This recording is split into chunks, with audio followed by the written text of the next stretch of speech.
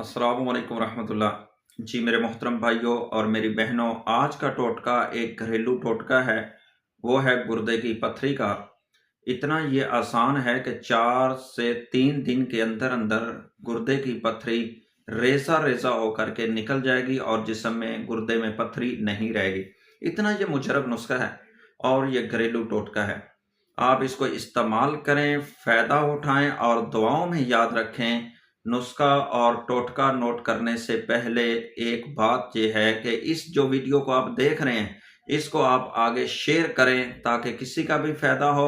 और आपकी ये मोहब्बत है, आपका ये प्यार होगा, जो भी मेरा भाई इसको आगे शेयर करेगा या कमेंट करेगा या लाइक करेगा।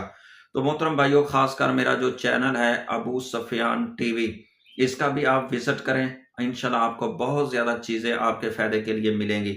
आइए मोहतरम भाइयों, मैं आपको वो टोटका और नुस्खा बतलाऊं गुर्दे की पथरी का। इतना मुजरब है, इंशाल्लाह आप इसको नोट भी कर लेना, लिख भी लेना अपनी डायरियों पर और इंशाल्लाह फ़ायदा होगा।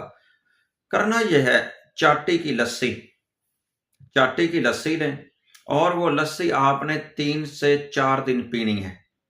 और वो लस्सी हो खट्टी, खट्टी लस्सी हो।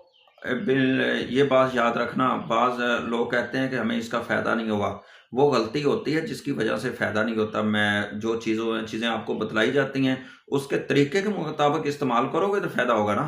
आपने चाटी की लस्सी लेनी है और वो खट्टी लस्सी हो कि काफ़ी खट्टी हो। उस लस्सी को आप सुबह शाम दोपहर 4 दिन, 5 दिन, 3 दिन ये लस्सी पी लें तो अल्लाह के हुक्म से गुर्दे की पथरी ख़त्म हो जाएगी।